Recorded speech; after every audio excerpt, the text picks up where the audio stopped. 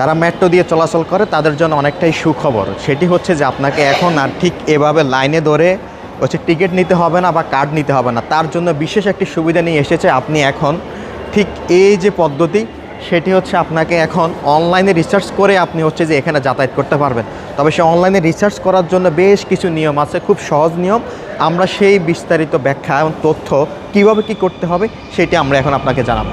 আগে যেভাবে মেট্রো স্টেশনে মানুষ চলাচল করার সময় দীর্ঘ সময় লাইনে দাঁড়িয়ে তারা রিচার্জ করতে হতো, বা এমআরটি বা র্যাপিড পাসের কার্ডটি নিতে হতো, বা কার্ডটি নিলেও রিচার্জ করার জন্য জরুরি সময় দেখা গেছে সে এসে দ্রুত ট্রেনে উঠতে পারতো না, দীর্ঘ সময় ব্যয় হতো। আমরা দেখতে পাচ্ছি যে ঠিক মেট্রো রেল স্টেশনের নতুন একটি নিয়ম করা হয়েছে, এখন বাসায় বসে আপনি কার্ডে রিচার্জ করতে পারবেন। তবে কার্ডে রিচার্জ করার জন্য আপনার থেকে 5% কেটে নেওয়া হবে। তবে রিচার্জের পদ্ধতি কী সেই বিষয়ে আমরা দেখতে পাচ্ছি যে ঠিক এই জায়গার মধ্যে সে পদ্ধতি এবং নিয়মগুলো রেখে দেওয়া হয়েছে। তবে আপনি রিসার্চ করার জন্য 5টি ধাপে আপনার রিসার্চটি করতে হবে। প্রথমে ওয়েবসাইটে যেতে হবে, ওয়েবসাইটে গিয়ে আপনার একটি অ্যাকাউন্ট খুলতে হবে। সেই অ্যাকাউন্টে যাওয়ার পরে আপনার রিসার্চ অপশনে সেখানে ক্লিক করতে হবে। ক্লিক করার পরে ঠিক যে 2টি কার্ড রয়েছে, র্যাপিড পাস কার্ড এবং এমআরটি পাস কার্ড, এই 2টি কার্ডের মধ্যে যে কোনো একটি আপনাকে ক্লিক করতে হবে। ক্লিক করার পরে যে পেমেন্ট ওয়ে আছে, গেটওয়ে পদ্ধতি, এখানে কয়েকটি পেমেন্ট করার সিস্টেম আছে। বিকাশ দেখতে পাচ্ছি, উপায় আছে, নগদ, রকেট,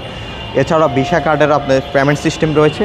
তারপরে আপনি যে পেমেন্ট করলেন এই কার্ডটির মধ্যে, সেটি ঠিক এই যে এই মেশিনটি দেখতে পাচ্ছেন, এখানে এসে কার্ডটি হচ্ছে আপনাকে এখানে পাঞ্চ বা হচ্ছে স্ক্যান করতে হবে। স্ক্যান করার পর আপনি যে অনলাইনে যে রিসার্চ করেছেন সেটি সম্পূর্ণ হবে। অনলাইনে রিসার্চ করার পর এখানে এসে কিন্তু অবশ্যই আপনাদেরকে এটি স্ক্যান করতে হবে। যদি এখানে স্ক্যান না করেন তাহলে কিন্তু রিসার্চটি সম্পূর্ণ হবে না। এখানে যখন রিসার্চ করবেন বা কার্ডটি স্ক্যান করবেন, স্ক্যান করার পর আপনার যে নাম্বারটি দিয়ে অ্যাকাউন্ট খুলেছিলেন সেই নাম্বারে আপনার মেসেজ চলে যাবে। স্ক্যান করতে হবে, এই জায়গাটিতে স্ক্যান করলে আপনি যে রিসার্চ করেছেন সেটি হচ্ছে সম্পূর্ণ এই জায়গায় লেখা উঠবে। তবে আমি কার্ডটি রিসার্চ না করার কারণে ক্রস চিহ্নে লেখা উঠলো।